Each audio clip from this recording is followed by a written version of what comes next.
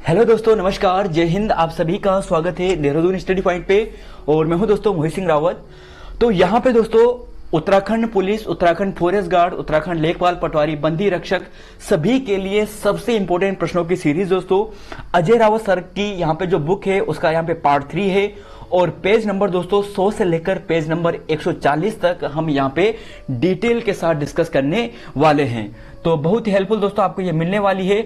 और इस क्लास की बात करें दोस्तों तो हम आपको 5000 एमसीक्यूज की जो हमारी क्लास है वहां पे भी डिस्कस कराते हैं। बहुत ही बेनिफिट आपको यहाँ पे होने वाला है। और इसके अलावा दोस्तों जो बंदी रक्षक वाले स्टूडेंट है उनके लिए तो खुशखबरी है, उनका ग्रेड पे बढ़ गया है। तो उनके लिए भी दोस्तों बहुत खुशखबरी है, उन्हें भी अब जी जान से तैयारी कर लेनी चाहिए। तो शुरुआत करते हैं दोस्तों अपने पहले क्वेश्चन से, तो डिस्कस करते हैं।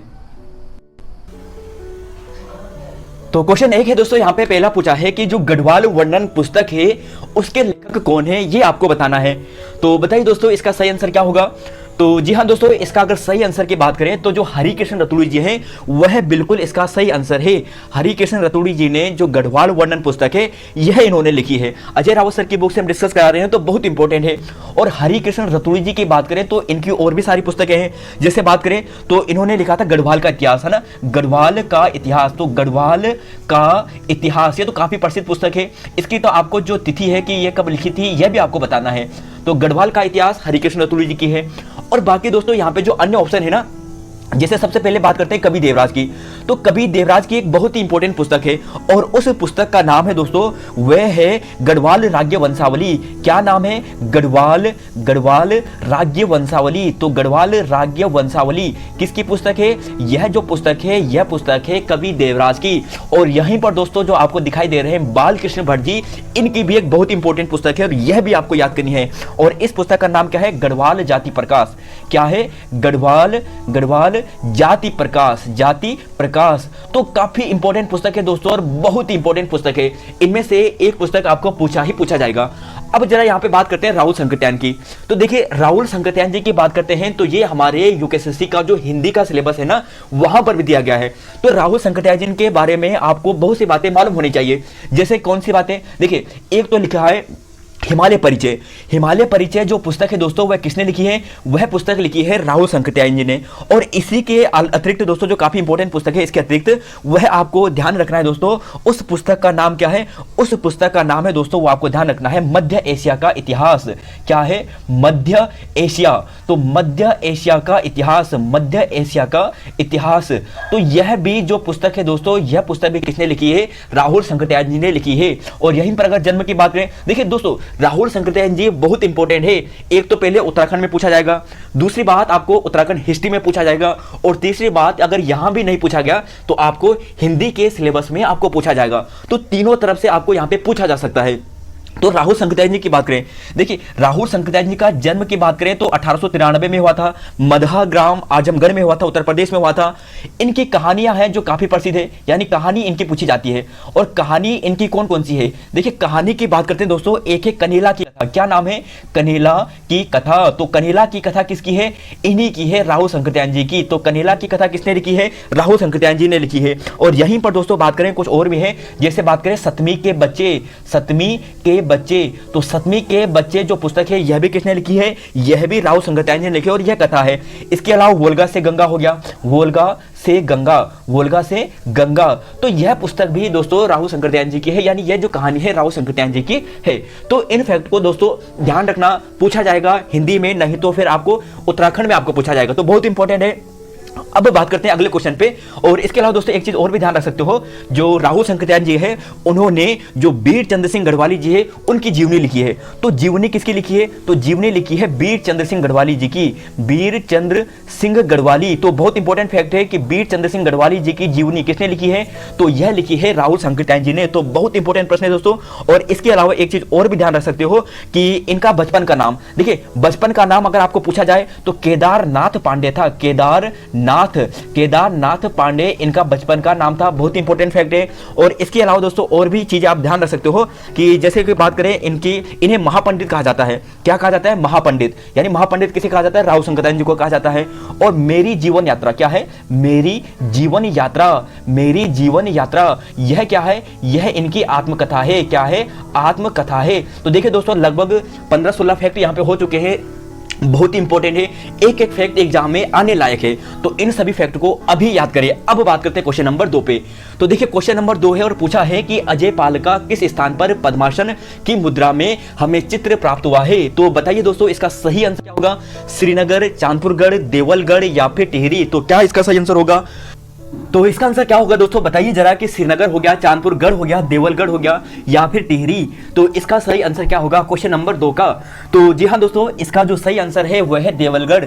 देवलगढ़ के जो विष्णु मंदिर है वहां पे अजय पाल की हमें पद्मासन की मुद्रा वाला चित्र प्राप्त हुआ है। तो क्वेश्चन नंबर 2 हो गया।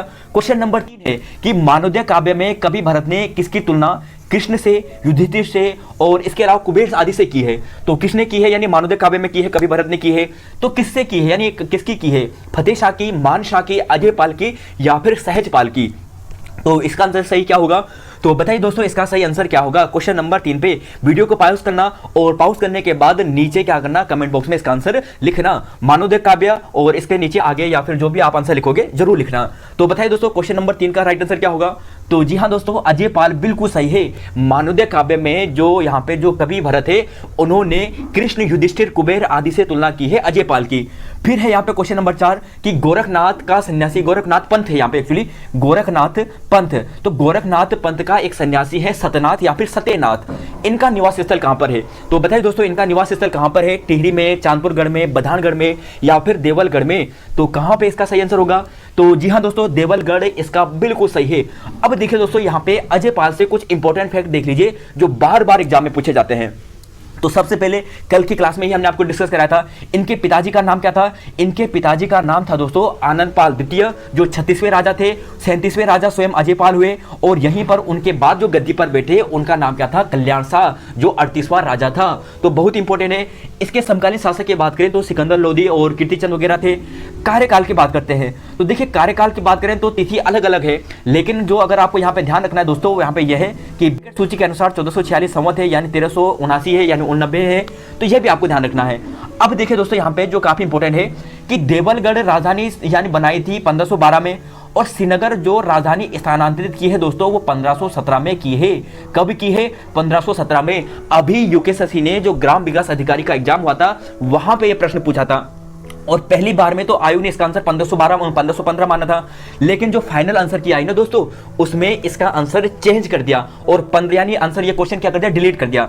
तो दूसरा ऑप्शन इसका जो राइट होगा वो 1517 होगा, क्योंकि जो बहुत सी बुक है वहां पे 1517 इसका सही आंसर दिया गया है।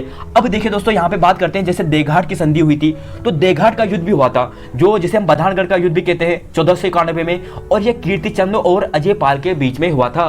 किसके बीच में हुआ था? कीर्तिचंद और अजय पाल के बीच में हुआ था। बाकी से देघाट की संधि भी कहते हैं और अजय पाल के नाम पर ही गढ़वाल नाम पड़ा, यानी गढ़वाल नाम यहीं से आया था। और यह काफी इंपॉर्टेंट फैक्ट आप देख लेना। अब देखिए दोस्तों अजय पाल की उपाधि से बात करते हैं। तो जब हम अजय पाल की उपाधि की बात कर रहे हैं तो गढ़पाल अजय पाल को किसने कहा? तो गढ़पाल अजय पाल को जो कहा है दोस्तों वह राय बहादुर पातीराम ने कहा है। किसने कहा है? राय बहादुर पातीराम ने। और गढ़वाल एंसेंट एंड पुस्तक यहाँ पे हमने 1917 लिखा है, लेकिन आप ध्यान रखना 1916, क्योंकि ओरिजिनल बुक में इसकी जो तिथि है वो 1916 दी गई है, लेकिन अगर आप कोई और किताब पढ़ोगे, BS नेगी या फिर कोई और किताब पढ़ोगे तो 1917 दी गई है। तो पहला प्रेफरेंस 1916 रखना, क्योंकि ओरिजिनल बुक में यही प्रिंट है। तो यहां तक ही हो गया। फिर बात करते हैं अशोक। तो अशोक किसने कहा अजय पाल को? यह कहा है अजय रावत ने। जो अजय रावत सर है जिनकी पुस्तकें हम पढ़ते हैं, इन्होंने कहा है। हिस्ट्री ऑफ गढ़वाल इनकी पुस्तक है। इसके अलावा जो एटकिंसन महोदय है इन्होंने भी कहा है अशोक। यानी अगर हम बात करें उत्तराखंड का या गढ़वाल का अशोक, तो गढ़वाल का अशोक कौन है? अजय पाल है। किसने कहा है? अजय रावत सर ने कहा है। और इसके अलावा कौन है? एटकिंसन ने कहा है। और यहीं पर दोस्तों एक नाम ध्यान रखना, यह है आदिनाथ, और आदिनाथ कहा गया है सांवरी ग्रंथ में जो सूरबीर सिंह जी का है। तो काफी इंपॉर्टेंट है यह भी। अब कुछ और चीज फैक्ट देख लीजिए यहाँ पे, जो अभी हमने डिस्कस किया था कि मानवोदय काव्य में कृष्ण, अर्जुन, भीम, इंद्र, युधिष्ठिर यह कहा गया है, कवि भरत ने कहा था। कवि भरत को ज्योतिराय भी कहा जाता है, जो जहांगीर के पहले दरबार में क्या थे? ज्योतिष का कार्य करते थे। और यहीं पर कुछ इंपॉर्टेंट फैक्ट कि जो W. जॉर्ज बिंग की पुस्तक है गोरखनाथ, बहुत इंपॉर्टेंट फैक्ट है दोस्तों ये, कि गोरखनाथ एंड द कनफटा योगेश, वहां पे अजय पाल को गोरखनाथ समुदाय के एक पंथ का संस्थापक बताया गया है। तो देखिए दोस्तों, हमने कोशिश की है कि आने वाले एग्जाम में अजय पाल से आपका एक भी प्रश्न गलत नहीं होगा। अजय पाल बहुत इंपॉर्टेंट है। और कुछ और फैक्ट देखिए यहाँ पे, कि यह फैक्ट दोस्तों अभी यूकेएसएससी ने आपको पूछा यह था कि राजराजेश्वरी देवी का मंदिर का जो निर्माण करवाया था वो किसने करवाया था। तो देखिए दोस्तों, ये अजय पाल ने करवाया था और देवलगढ़ में इस मंदिर का निर्माण करवाया था। बहुत सी इंपॉर्टेंट बातें हैं। और बाकी दोस्तों कुछ और भी फैक्ट है यहाँ पे, आप देख लेना, आराम से पढ़ लेना, बहुत ही इंपॉर्टेंट है। तो यहाँ तक दोस्तों ये हो गया। और अजय पाल से आपका एक भी प्रश्न आने वाले एग्जाम में अब गलत नहीं होगा और ना ही कोई छूटने वाला है। अब बात करते हैं अगले क्वेश्चन पे। क्वेश्चन नंबर यहाँ पे 5 है। तो देखिए क्वेश्चन नंबर यहाँ पे दोस्तों 5 है और पूछा गया है कि कवि भरत के अनुसार गढ़वाल अपनी प्रगति की चरमतम सीमा में किस राजा के काल में था। तो देखिए कवि भरत ने कहा था, कवि भरत ने किस राजा के बारे में यह कहा कि जो गढ़वाल है वो अपनी प्रगति की चरमतम सीमा पे है, और यह किस राजा के काल में है यह बताया था। तो बताइए जरा दोस्तों, क्या है इसका सही आंसर। तो जी हाँ दोस्तों, जो सहजपाल है इसके बारे में बताया था। कवि भरत ने जो राजा सहजपाल है, जो गढ़वाल राजा सहजपाल है, उसके संदर्भ में बताया था कि गढ़वाल अगर जो अपनी प्रगति की चरमतम सीमा में था वह सहजपाल के कार्यकाल में था। तो बहुत इंपॉर्टेंट है। फिर है क्वेश्चन नंबर यहाँ पे 6 और पूछा है कि गंगा के उद्गम का स्रोत पता करने के लिए अकबर ने एक दल किस राजा के काल में भेजा था। तो इसका सही आंसर क्या होगा। तो बताइए दोस्तों इसका सही आंसर क्या होगा। तो जी हाँ दोस्तों, इसका भी सही आंसर बिल्कुल सहजपाल है। इनके बारे में भी डिटेल से डिस्कस करेंगे। और फिर यहाँ पे 7वां क्वेश्चन है और पूछा गया है कि बलभद्र शाह को शाह की उपाधि औरंगजेब ने दी थी, यह कहा था। देखिए बलभद्र जो बलभद्र शाह है इसे शाह की उपाधि किसने दी थी, अलग अलग नाम आता है। कोई कहता है कि जनश्रुति के आधार पर जो बहलोल लोधी है उसने दिया था, कोई और कहता है, कोई शाहजहां कहता है, कोई औरंगजेब कहता है। तो ये अलग अलग बातें हैं। तो औरंगजेब किसने कहा था ये आपको बताना है। तो दोस्तों इसका राइट आंसर क्या होगा। तो जी हाँ दोस्तों, जो भक्त दर्शन जी है उन्होंने कहा था। तो भक्त दर्शन जी के अनुसार बलभद्र शाह को शाह की उपाधि दी गई थी। तो यहां तक ये हो गया। अब जरा आप यहां पे देख लीजिए जो काफी इंपॉर्टेंट है। जैसे यहाँ पे सहजपाल की बात करते हैं तो 42वां शासक था और इसी के काल में आप यहाँ पे देखोगे, जैसे यहाँ पे आप देखोगे कि देवप्रयाग के जो क्षेत्रपाल मंदिर है वहाँ पे इसका एक शिलालेख मिलता है ना। और यहाँ पे जो और भी महत्वपूर्ण बातें हैं वो आप यहाँ पे देख सकते हैं। जैसे कवि भरत के अनुसार सहजपाल के काल में जो गढ़वाल था वो चरमतम सीमा में था और गंगा के उद्गम स्रोत का पता इसी के काल में भेजा गया था। यानी अकबर का समकालीन कौन था, सहजपाल था।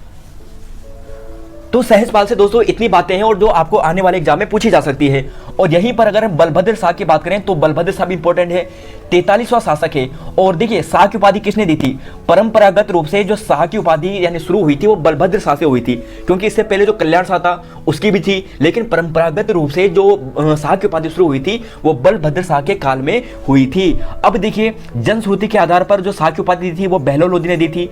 भक्त दर्शन जी की बात करें तो औरंगजेब ने दी थी। और यहीं पर बात करें पातीराम जी के अनुसार जो गढ़वाल एंशिएंट एंड मॉडर्न पुस्तक है उसके अनुसार शाहजहां द्वारा शाह की उपाधि दी गई थी। तो काफी विवादित रहता है, अलग अलग इतिहासकार अलग अलग मानते हैं।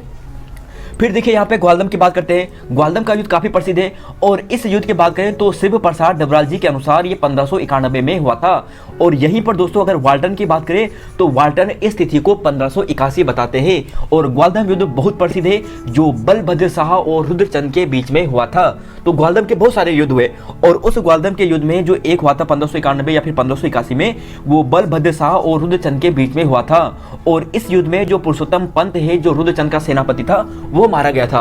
तो ये काफी इंपॉर्टेंट फैक्ट है। शिव प्रसाद डबराल जी की काफी इंपॉर्टेंट किताबें आप यहाँ पे देख सकते हैं। और बाकी यहाँ पे बात करें एक फैक्ट की कि कुमार इतिहास का जो रॉबर्ट ब्रूस है वो किसे कहा जाता है, पुरुषोत्तम पंत को कहा जाता है। तो यहाँ तक दोस्तों ये हो गया है। अब बात करते हैं यहाँ पे अगले क्वेश्चन पे। क्वेश्चन नंबर 8 है कि बलभद्र व रुद्रचंद के मध्य जो ग्वालदम का युद्ध हुआ था वो किस वर्ष हुआ था।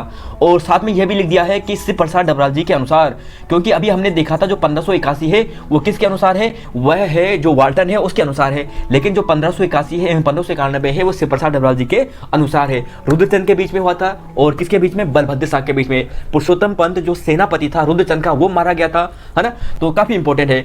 फिर है दोस्तों यहाँ पे और क्वेश्चन नंबर 9 है कि निम्नलिखित में से कौन सा गढ़ चमोली में नहीं है। तो बताइए दोस्तों कौन सा गढ़ चमोली में नहीं है। तो ए, बी, सी या फिर डी, क्या इसका सही होगा बताइए जरा। तो जी हाँ दोस्तों, इसके आंसर की बात करें तो इसका आंसर आपको मिलेगा उपगढ़। उपगढ़ आपको टिहरी गढ़वाल में मिलेगा। और बाकी यहाँ पे जितने भी गढ़ हैं ये कहाँ पर हैं, चमोली जनपद में है। तो यहाँ पे आप देख लीजिए दोस्तों, काफी इंपॉर्टेंट है।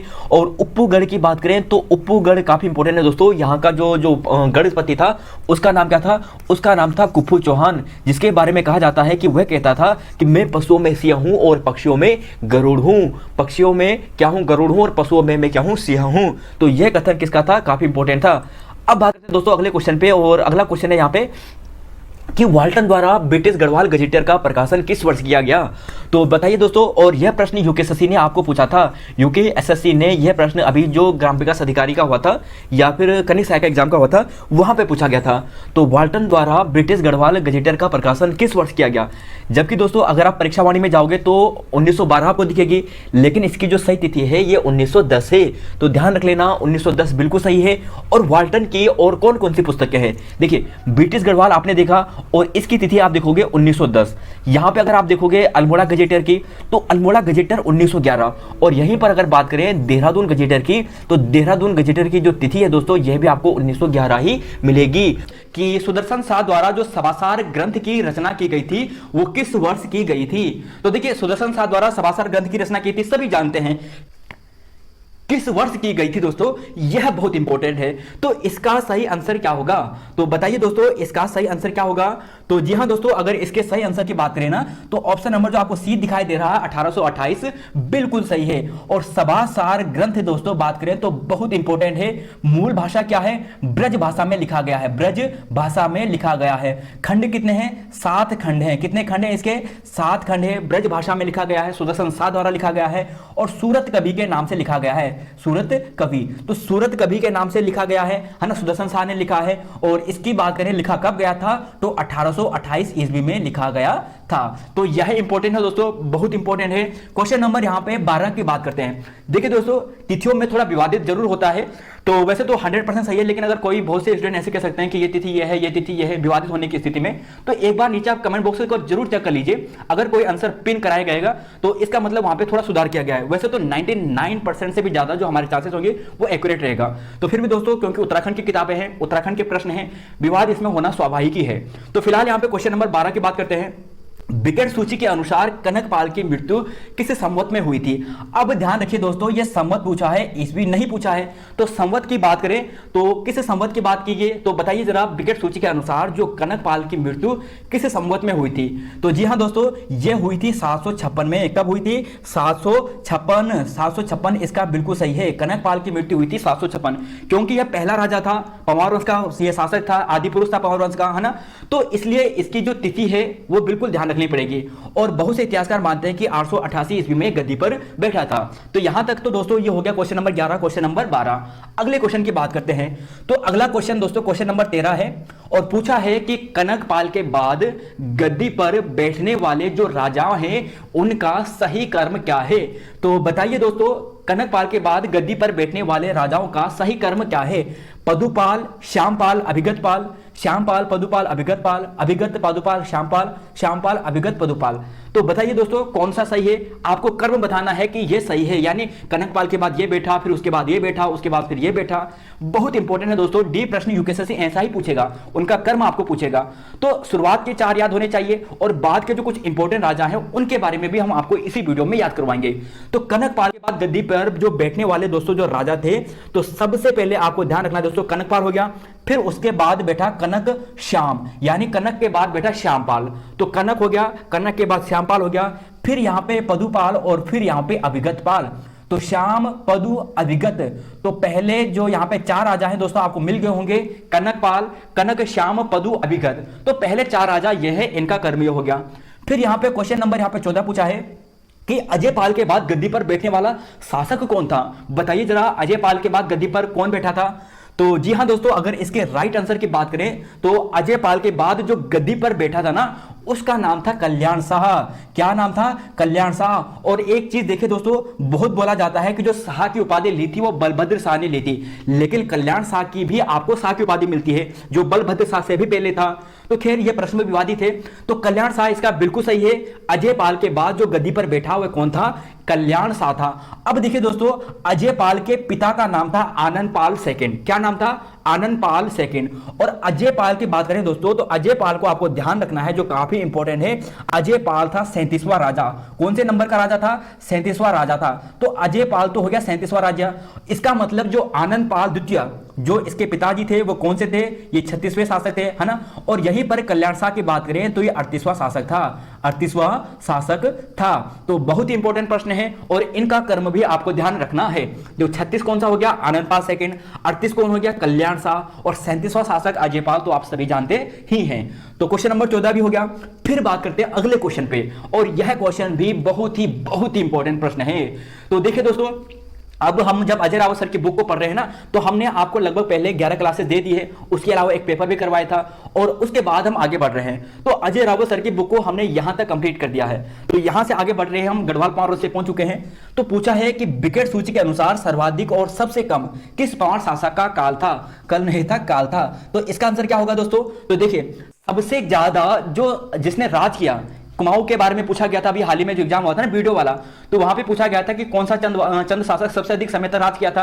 अब पूछा गया कि कौन सा गढ़वाल का शासक था जिसने सबसे अधिक तक राज किया। तो जी हाँ दोस्तों, इसका नाम था प्रदीप शाह। क्या नाम था? प्रदीप शाह। और सबसे कम की बात करें तो उपेंद्र शाह, मात्र 1 साल। और प्रदीप शाह की बात करें तो इसने लगभग 63 साल राज किया। तो 63 साल तक प्रदीप शाह ने राज किया और उपेंद्र शाह ने 1 साल राज किया। और यहीं पर दोस्तों, अगर पहले दो अगर टॉप की बात करें तो देखिए, सबसे पहले था, यानी सबसे ज्यादा जो राज किया वो प्रदीप शाह ने किया। किसने किया? प्रदीप शाह ने। और प्रदीप शाह के बाद जो सबसे ज्यादा राज करने वाला शासक था वो था पृथ्वीपति शाह। कौन था? पृथ्वीपति शाह। तो सबसे ज्यादा प्रदीप शाह, फिर पृथ्वीपति शाह। और यहीं पर अगर सबसे कम की बात करें तो सबसे कम था उपेंद्र शाह। कौन था? उपेंद्र शाह। और दूसरा नंबर दोस्तों जो वो था कांदीपाल, कांदिलपाल। तो कांदिलपाल दूसरे नंबर पर था। उपेंद्र शाह 1 साल था और कांदिल शाह शायद 5 या 6 साल इसने राज किया था ना, 5, 6, 7 साल लगभग कांदिलपाल का यह था। तो क्वेश्चन नंबर 15 यह हो गया है। अब है क्वेश्चन नंबर 16 कि गढ़वाल एंसेंट एंड मॉडर्न पुस्तक का प्रकाशन किस वर्ष हुआ? अब इस पुस्तक का जो बुक में जो आंसर दिया है ना दोस्तों, वह गलत है। क्योंकि अगर आप बीएसएनए या फिर परीक्षा वाली जो भी किताब पढ़ोगे वहां पे इसकी तिथि गलत दी गई है। इसकी एक्चुअल तिथि दोस्तों आप कंफ्यूज होंगे। देखिए, इन दोनों को तो आप सबसे पहले यहां पे डिलीट करोगे। 1920 गलत है, 1924 गलत है। कंफ्यूज होगा आपको 1917 में और 1916 में। तो सही कौन सा है? तो देखिए दोस्तों, अभी ध्यान रख लीजिए, जो गढ़वाल एंसेंट एंड मॉडर्न जो पुस्तक है ना, वो किसने लिखी है? वो लिखी है राय बहादुर पातीराम जी ने। राय बहादुर पातीराम। तो राय बहादुर पातीराम जी द्वारा इस पुस्तक को लिखा गया है। प्रकाशन की बात करें तो 1916 में इसका सही है। कब हुआ था? 1916 में। किताबों में क्या दिया है? 1917 दिया है। तो इसे करेक्ट कर लीजिए। बहुत से इंपॉर्टेंट क्वेश्चन आपको यहां से, यानी जो आने वाले एग्जाम में होगा, ये आपको 1 नंबर दिला के जाएगा, नहीं तो बहुत से स्टूडेंट का ये 1 नंबर गलत कर देगा। तो ध्यान रख लेना, क्वेश्चन नंबर 16 ये हो गया है। फिर बात करते हैं अगले पार्ट की। तो यहां पे 17वां क्वेश्चन है और पूछा है कि 45वां पंवार शासक कौन था? तो देखिए दोस्तों, अगर हम बात कर रहे हैं 45वें पंवार शासक की, तो पंवार शासक जो 45वां था ना, वह कौन था? 45वां शासक कौन था? वह था जिसकी सबसे ज्यादा रानियां थी। तो सबसे ज्यादा रानियां किसकी थी? तो जी हां दोस्तों, सबसे ज्यादा जो रानियां थी ना, वह थी श्याम शाह की। किसकी थी? श्याम शाह की। यही और राजा था जिसके 60 रानियां सती हुई थी, यानी इसके मरने के बाद 60 रानियों ने क्या किया था? सती हुई थी, यानी वह भी क्या कर गई? मर गई थी। तो श्याम शाह बिल्कुल सही है। अब यहां पे एक चीज मैं दोस्तों आपको बतला देता हूं दोबारा, इन सभी का कर्म भी आपको ध्यान रखना है और बहुत इंपॉर्टेंट है।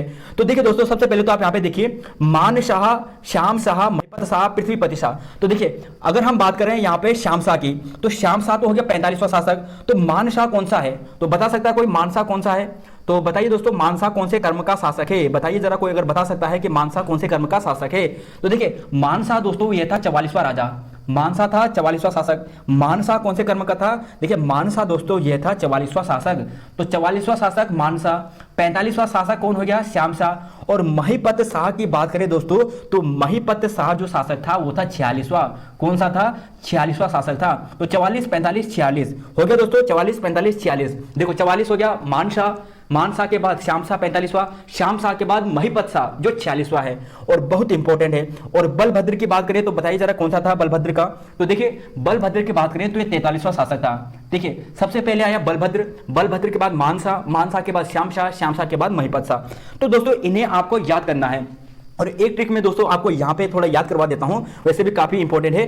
और वह दोस्तों आपको ऐसा करना है कि विजय सहज नहीं मिलती बलवान, क्या लिखना है कि विजय, देखिए ये लिख लेना विजय सहज, तो विजय सहज नहीं मिलती, तो विजय सहज नहीं मिलती बलवान, बलवान लिख लेना, बलवान। तो देखिए विजय की बात करें तो ये 41वां शासक था, सहजपाल की बात करें तो 42वां शासक था, बलभद्र शाह की बात करें तो ये 43वां शासक था, और मान शाह की बात करें तो 44वां शासक था। तो यह आपने देख लिया, मान शाह 44 था, और मान शाह के बाद श्याम शाह 45, महिपत शाह 46। तो विजय सहज नहीं मिलती बलवान, तो विजय सहज नहीं मिलती बलवान 41 42 43 44, 41 42 43 44। तो देखिए दोस्तों बहुत इंपॉर्टेंट है, इस चीज को आपको याद करना ही करना है और बहुत ही इंपॉर्टेंट है। और एक कर्म में आपको पूछता हूं, आपने यह बताना है कि एक है प्रदीप ललित जयकृत, है ना, प्रदीप ललित जयकृत और प्रद्युम्न, प्रद्युम्न। तो आप दोस्तों इन सभी राजाओं का कर्म बताइए कि क्या इनका कर्म है, प्रदीप ललित जयकृत और प्रद्युम्न, इनका आपको कर्म बताना है। तो बताइए दोस्तों, तब तक वीडियो को पॉज कीजिए, तब तक आप आंसर दीजिए कि क्या है इसका आंसर। प्रदीप ललित जयकृत और प्रद्युम्न शाह कौन से कर्म के शासक थे।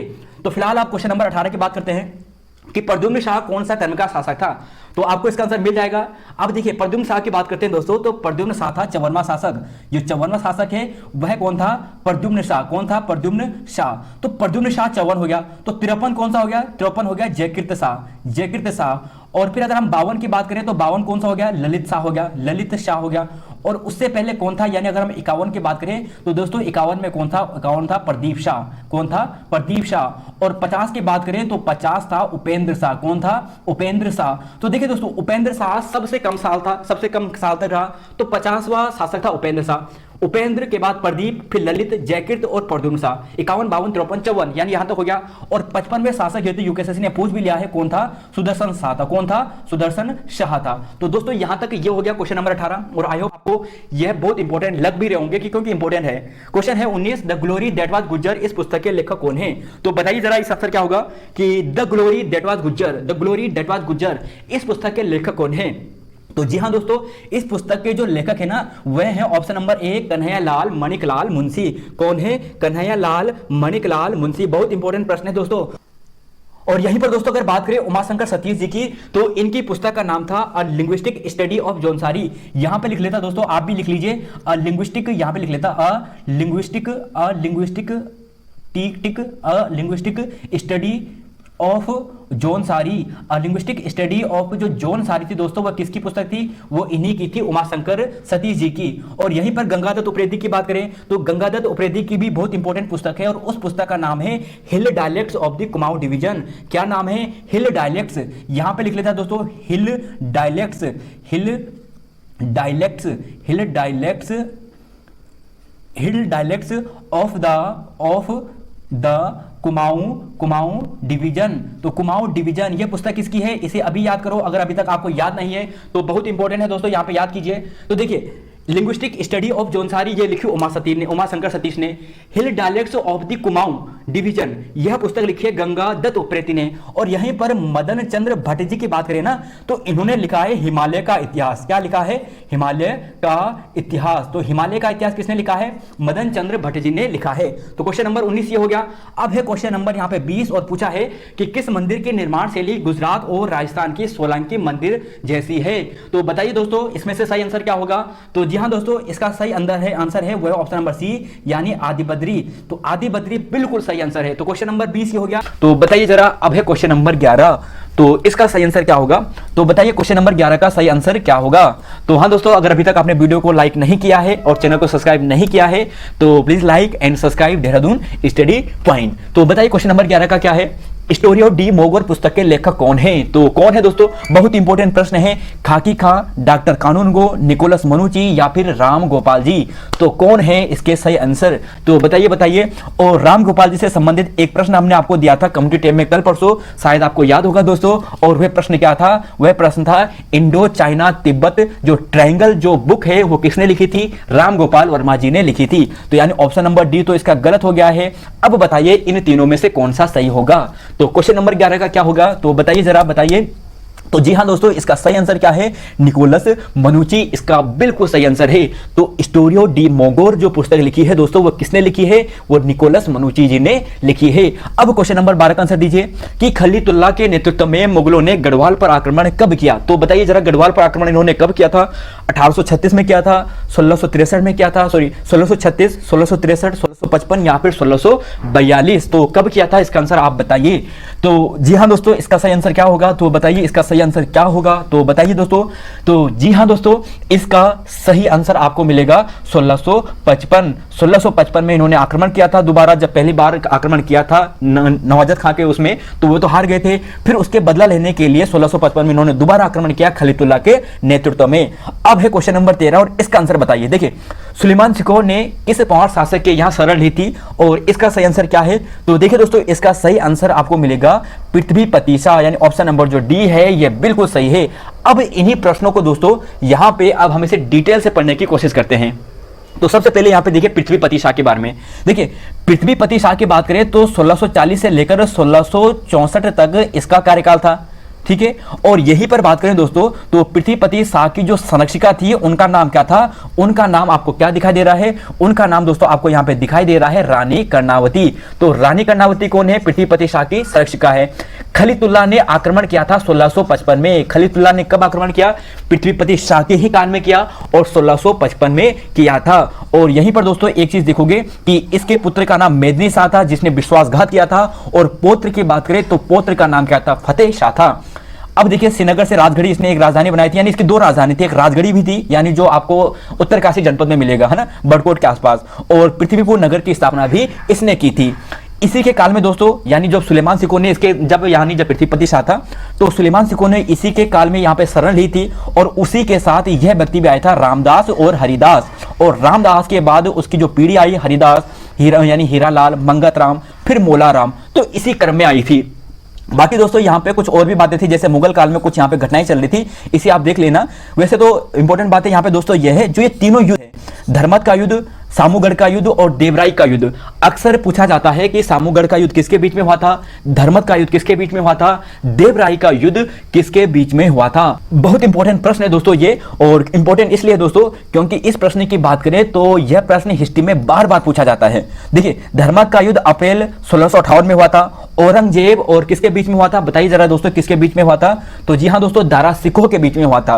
और सामूगढ़ की बात करें तो जून अगले साल, यानी उसी टाइम पे हुआ था, जून में हुआ था 1658 में। और लास्ट युद्ध हुआ था जो उत्तराधिकारी का था, यानी औरंगजेब के बीच में और दारा सिकोह के बीच में, तो 1659 में हुआ था, जिसमें दारा सिकोह की मृत्यु हो जाती है, उसे बंदी बना लेता है और फिर उसे मार देते हैं। तो यहां तक तो दोस्तों पृथ्वीपति शाह था। लेकिन जरा आप यहां पे देखिए, जिस पुस्तक की हम बात कर रहे हैं, देखिए एक है दारा सिकोह पुस्तक, यह है डॉक्टर कानूनगो, और यह प्रश्न हमने आपको यहां पे दिया था, जैसे कि स्टोरिया ड्यू मोगोर पुस्तक, तो एक ऑप्शन हमने आपको दिया यहां पे कानूनगो। तो कानूनगो ने कौन सी पुस्तक लिखी है? इन्होंने लिखी है दारा सिकोह। तो यहां तक ये हो गया। फिर देखिए दोस्तों, इन्होंने इसमें बहुत सी बातें बताई हैं और यहाँ पे आप देख सकते हैं। बाकी जो इंपॉर्टेंट है दोस्तों यहाँ पे यह है कि कुछ इंपॉर्टेंट फैक्ट कि पृथ्वीपति शाह का हमें एक लेख उत्कीर्ण मिलता है लक्ष्मी नारायण मंदिर पे, जो कहाँ पर है? भक्तियाना श्रीनगर में है। और देवप्रयाग रघुनाथ मंदिर में भी हमें इनका लेख मिलता है। एक इंपॉर्टेंट पुस्तक है ट्रेवलर्स की, ट्रेवल्स इन इंडिया, इन्होंने लिखी थी। तो इसे भी एक बार वीडियो को पॉज करके दोस्तों यहाँ पे जितनी भी बातें लिखी है इसे जरूर पढ़ना। तो यहाँ तक ही हो गया। फिर आते हैं अगले क्वेश्चन पे और इसका आंसर दीजिए। तो दीजिए दोस्तों, इसका आंसर क्या होगा 14 का? इंडो चाइना तिब्बत ट्रेंगल पुस्तक के लेखक कौन है? तो अभी हमने डिस्कस कराया था। और जी हाँ दोस्तों, आप सभी ने देखा, देखिए कानूनगो को क्या देखा था, इन्होंने जो पुस्तक लिखी थी वो लिखी थी दारा सिकोह। क्या लिखी थी? दारा सिकोह। तो ये तो हो गया। निकोलस मनुची की हमने देखा था स्टोरियो डी मोगोर पुस्तक लिखी थी। क्या लिखी थी? Storia do Mogor. तो स्टोरियो डी मोगोर जो पुस्तक लिखी है वो निकोलस मनुची ने लिखी, यह भी हमने अभी डिस्कस कराया था। और एसआई वैंग तो वो था जो 1850 में कहां पे आया था? गढ़वाल में आया था, चाय की खेती के लिए, है ना, ब्रिटिश काल के समय। तो यहां पर ये नहीं है। तो बिल्कुल दोस्तों ऑप्शन जो आपको यह दिखाई दे रहा है राम गोपाल जी, यह बिल्कुल सही है और अभी थोड़ी देर पहले डिस्कस भी किया था। फिर यहाँ पे अगला क्वेश्चन, 15वां क्वेश्चन, और इसका आंसर दीजिए जरा। शिवाजी और गुरु गोविंद जी की भांति घोड़े पर बैठे हुए किस पांच शासक का चित्र मिलता है? तो इसका सही आंसर क्या होगा? तो बताइए दोस्तों, इसका सही आंसर क्या होगा कि शिवाजी और गुरु गोविंद की भांति घोड़े पर बैठे हुए किस पवार शासक का हमें चित्र मिलता है? तो बताइए दोस्तों, इसका सही आंसर क्या होगा? तो जी हाँ दोस्तों, इसके सही आंसर की बात करें तो आपको क्या मिलने वाला है? तो इसका दोस्तों जो सही आंसर आपको मिलना है वो मिलेगा आपको ऑप्शन नंबर सी गलत है, ऑप्शन नंबर बी भी गलत है, ऑप्शन नंबर डी भी गलत है। बिल्कुल दोस्तों, ऑप्शन नंबर जो फतेह पति शाह है वह बिल्कुल सही है। अब यहाँ पे देखिए दोस्तों, और भी यहाँ पे डिटेल से डिस्कस करेंगे अभी फतेह पति शाह के बारे में, लेकिन पहले जरा कुछ इन्हें और देख लीजिए। देखिए क्वेश्चन नंबर 16 यहाँ पे दीजिए पहले कि किस पवार शासक की वीरता को सम्मान देने के लिए उसकी तलवार और अस्त्र शस्त्र जो भी है दाबा प्रांत यानी तिब्बत में रखे गए थे? तो वह शासक कौन था? देखिए यह राहुल संकृत्यायन जी ने यह कथन कहा है और अजय राव सर की बुक में है, तो हम आपको अजय राव सर की बुक कंप्लीट करा रहे हैं। तो देखिए दोस्तों, एक दो दिन में हमारा गढ़वाल पावरवंश भी कंप्लीट हो जाएगा और उसके बाद हम थोड़ा आगे बढ़ेंगे गोरखा शासन पे और फिर ब्रिटिश गढ़वाल पे आ जाएंगे।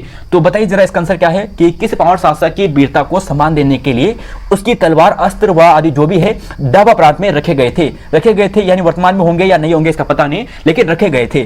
तो मान शाह, महिपत शाह, श्याम शाह या फिर फतेह पति शाह? तो इसका सही आंसर क्या होगा? और साथ ही दोस्तों क्वेश्चन नंबर 17 का भी आंसर दीजिए कि नवरत्न फतेह शाह के दरबार में कौन सा नहीं था? देखिए 9 रत्न थे फतेह पति शाह के दरबार में, इसलिए इसे गढ़वाल का अकबर भी कहते हैं। तो यहां पे यह बताना है कि 9 रत्नों में से कौन सा नहीं था, तो इसका आंसर दीजिए जरा।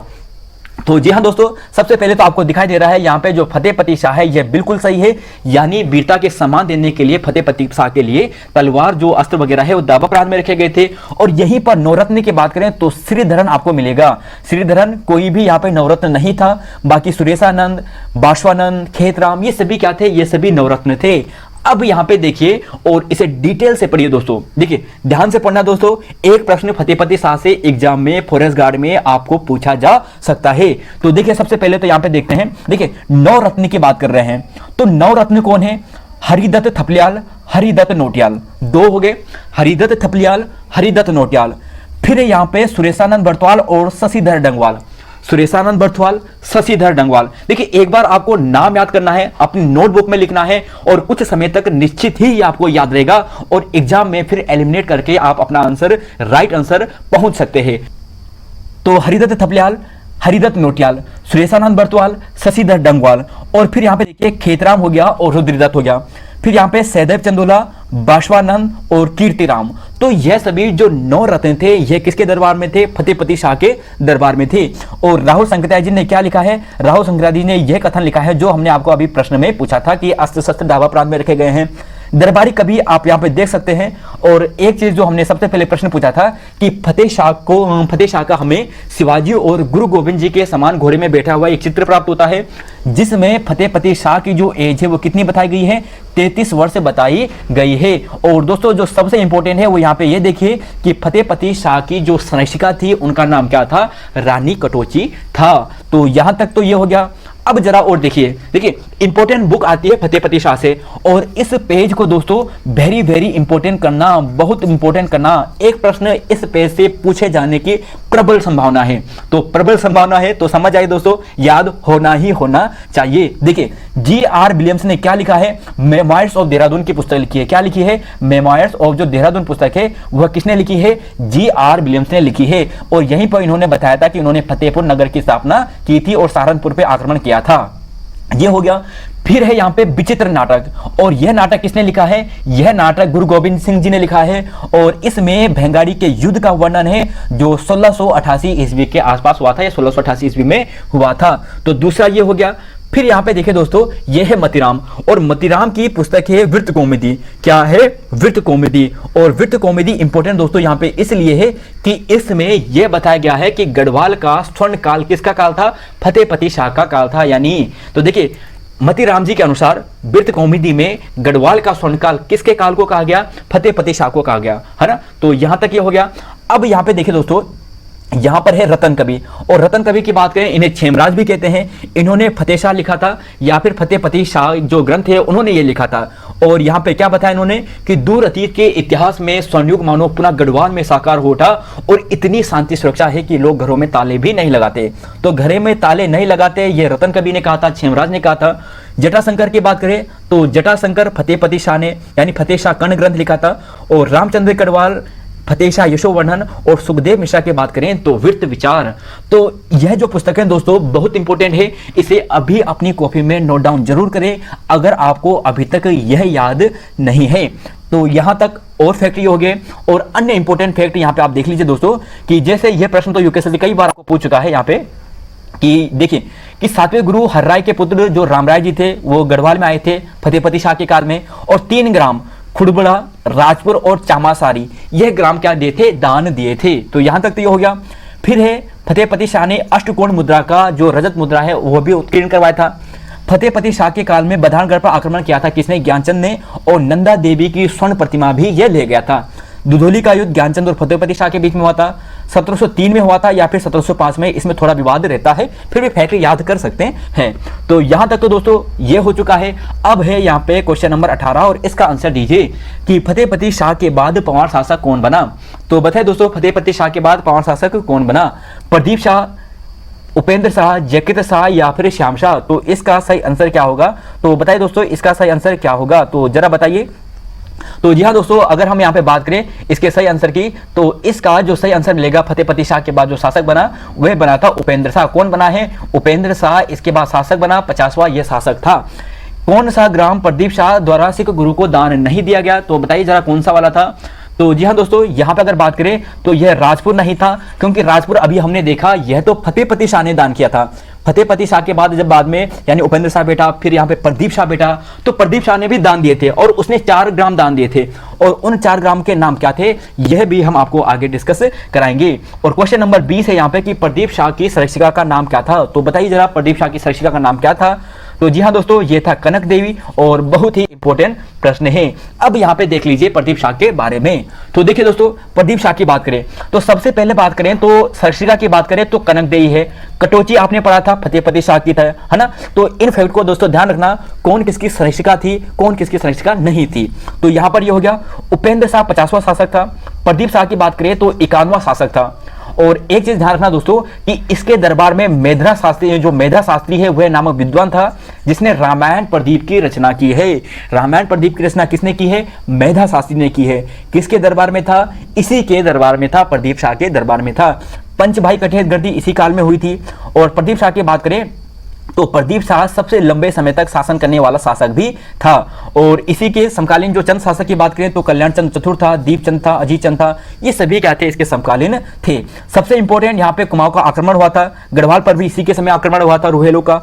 और देखिए यहाँ पे पढ़ लीजिए दोस्तों फैक्ट कि दून क्षेत्र पर रुहेल आक्रमण 1757 में हुआ था और अधिकार भी कर लिया था।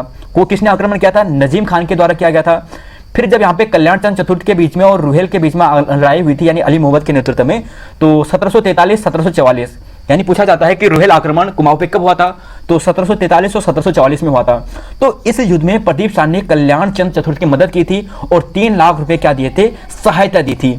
फिर प्रदीप शाह की बात करें 31 अक्टूबर 1770 में दून क्षेत्र में पुनः गढ़ राज्य में शामिल कर दिया गया। यानी देखिए सबसे पहले जो रुहेल आक्रमण करते हैं वो कहां करते हैं, कुमाऊं में करते हैं, कल्याण चंद्र चतुर्थ के काल में करते हैं। और जब आक्रमण करते हैं तो उस समय प्रदीप शाह इनकी सहायता करता है, क्योंकि कल्याण चंद्र चतुर्थ हार जाता है बुरी तरीके से, तो सहायता करता है और 3 लाख रुपए इनकी क्या देता है, मदद भी करता है। फिर बाद में कुछ समय बाद यानी 1757 में गढ़वाल पर भी आक्रमण कर देते हैं रुहेल। तो रुहेल गढ़वाल पर जो आक्रमण करता है वो नजीम खान के नेतृत्व में करते हैं। और इसमें क्या करते हैं, जो रुहेल होते हैं वो गढ़वाल पर अपना अधिकार कर लेते हैं, यानी जो दून क्षेत्र है वहां पे कुछ क्षेत्र पे अपना अधिकार कर लेते हैं। फिर बाद में प्रदीप शाह इसका बदला ले लेता है और 1770 में जो दून क्षेत्र है उसे पुनः अपने राज्य में मिला लेता है। तो धन्यवाद दोस्तों, आज के इस लेक्चर में इतना ही है। मिलते हैं आपको नई वीडियो में। जय हिंद दोस्तों, जय उत्तराखंड, जय देवभूमि। और हाँ दोस्तों, वीडियो को लाइक करना और चैनल को सब्सक्राइब करना बिल्कुल मत भूलिए। और अपने दोस्तों के साथ दोस्तों वीडियो को जरूर शेयर करें और चैनल को भी सपोर्ट करें। तो मिलते हैं आपको दोस्तों नई वीडियो में। धन्यवाद।